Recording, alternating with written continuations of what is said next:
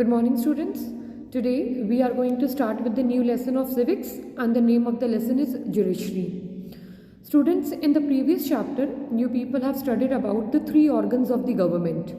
Now we will quickly recall those organs of the government. The three organs of the government are: first one is legislature, second one is executive, and third one is judiciary. Now when we talk about legislature, these three different organs, they have got different functions. Now first one is legislature. What legislature does? It makes the law. It is making law. Second one is executive. Executive, it executes the law. And third one is judiciary. Judiciary, it interprets the law. In this chapter we are going to study about the judiciary part. One of the main organ of the government, that is judiciary. Now in India we have got rule of law. Rule of law means that the law is equal. It applies equally to all the person of India, to all the citizens of India. And if any of the laws are violated, then there are certain set of fixed procedures that have to be followed in order to deal with that particular situation.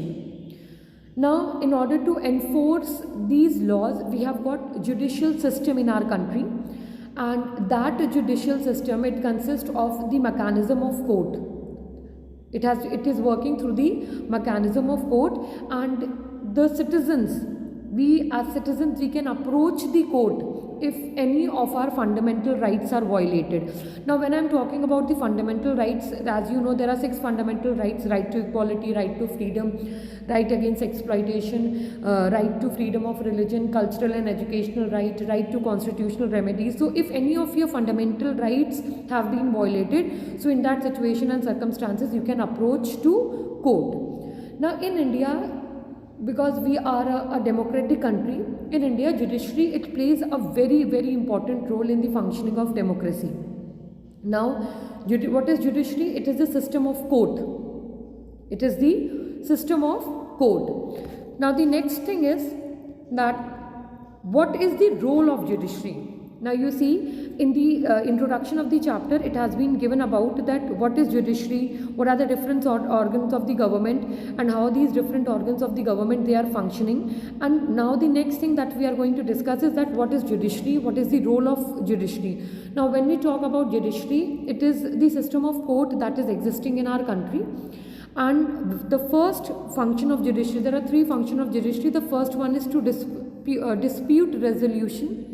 Second one is judicial review. Third one is upholding laws and enforcing fundamental rights. Now when we talk about the judicial dispute resolution, see, dispute is that the two people, they don't agree on the same thing. So whenever there is a dispute can be related to property, it can be related to fight, it can be related to theft, it can be between two people, it can be between two state government, it can be between state government and the central government. So how finally the people, they are going to get the justice, how finally they are going to get the correct decision, how the disputes, it will be sorted out, it will be solved out. So their disputes, it will be solved out through the court system that is existing in our country. Now next function of judiciary is judicial review. What is the meaning of the word review? The changes which are required, necessary changes which are required, when we are reconsidering the things, or when we are declaring the things, or when we are seeing the things, and if any changes are required, those changes have been done. Now judicial review has the power to review the laws. Now as you know that laws are passed by the parliament, and if it believes that it is the violation, if any laws that have been made, it is violating any of the basic structure or fundamental rights of the citizen, in that condition, that particular law, it will be considered as null and void, it will be revert back, or it will not be acceptable by the citizen. So that law will not be applicable. Like you can take example of the Kisan bill. The farmers were, it was not in the favor of the farmers, they did not agree upon it, so that bill, it was revert back. So there are number of things, there are number of laws which have been made, and if the citizen thinks, they can peacefully protest against it, they can show their they can show the things but in a very peaceful manner. They can go on strikes, they can go on dharnas, but in a very peaceful manner. It should not be the violent one, that they are not satisfied with the particular law that has been made by the government. Now next one is the upholding and enforcing of the fundamental right. Now every citizen of India, every citizen can approach to court if that person thinks that one of his or her fundamental right is violated. Now in class 7th you people have studied about in second chapter about Hakim Sheikh story is there. Now when we talk about the Hakim Sheikh story in class 7th, it was Hakim Sheikh, he was the member of what, it is this story, it is also given there in your book also, about in this upholding and enforcing the law. Now Hakim Sheikh, he was the member of Paschim Bengal Khet Mazdoor Samiti. Paschim Bengal Khet Mazdoor Samiti, agricultural labor. He was an agricultural laborer in West Bengal. Now in the year 1922, accidentally he fell off a running train. चलती हुई train से वो गिर गया था, and he had suffered from number of injuries were there. Head injury was also there, and he was in a very serious condition, and he needed an immediate help. So he was taken to number of government hospitals, from one hospital to another hospital, then third hospital, then fourth hospital, but none of the hospitals were willing to get him admitted. The reason was that because in some of the hospitals bed were not there, in some of the hospitals specialized doctors were not there, so some or the other loopholes were there in the hospital, and in this way Hakim Sheikh had spent approximately 14 hours.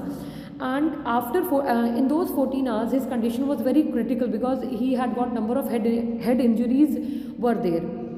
So he had been taken to approximately 8 different hospitals, and finally he got admission in one of the private hospitals, and the treatment that was given, he survived after the treatment in the private hospitals, but he had to spend a lot of money. And then he filed a case in the court. Now in your book you can see on the first page only, it is given that Paschim Bengal Khet Mazdoor Samiti versus State of West Bengal. So they filed the case in the court, and when they filed the case in the court, the West Bengal government, they had to pay compensation, the amount to Hakim Sheikh, the amount of money that he had spent on his treatment. Now the court decided, especially the West Bengal court decided that the West Bengal government had to pay the compensation amount, the loss he suffered, as well as it also asked for the condition of the primary healthcare units or primary healthcare with the particular treatment of the patients, how they are functioning. The functioning of the reports have also been asked by the court. Now why was there? Because there is one right, that is right to life, that has been given in the article 21, and right to life, it deals with number of things. It is not only that you are allowing the person to live, it also deals with right to good health also. So it has to be provided to all the citizens by the various organization or by the various institutions which have been set up by the government. Now student, next most important thing is that in India, the next topic is what is independent judiciary. Now when we talk about independent judiciary, it means that in India the judiciary, it is an independent one. Now success of democracy, when we talk about we are a democratic country, the success of democracy depends upon an independent judiciary. Judiciary, it is separated from other organs like the legislature one and the executive one. When we talk about the legislature and executive, in legislature and executive, judiciary, it is an independent one. It is not working under the interference of anyone. It is not interfered, it is not under the control of legislature, neither it is under the control of executive. And courts in our country, they don't come under any government. Now independent judiciary, it allows the court to play the central role, and in ensuring that no misuse of power is done by any of the organ of the government. Any of the organ of the government means that the legislature and the executive. Apart from that, judiciary, it also protects the fundamental rights of the citizens. Now how it protects the fundamental rights of the citizen? any of your fundamental rights are violated, so in that situation and circumstances, that person can approach to court.